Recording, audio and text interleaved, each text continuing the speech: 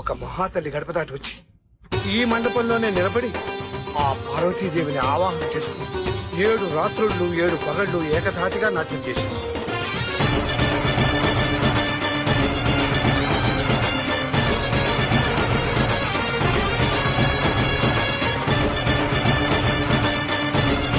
అప్పటి నుంచి 12 ఏళ్లకు ఒకసారి వచ్చే పుష్కర పౌర్ణమి రోజున మన కుటుంబంలో ఒక పని ఈ మహామండపంలో నాట్య నివేదన చేయాలని చనిపోతూ ఆ మహాతల్లి ఆనందిస్తుంది.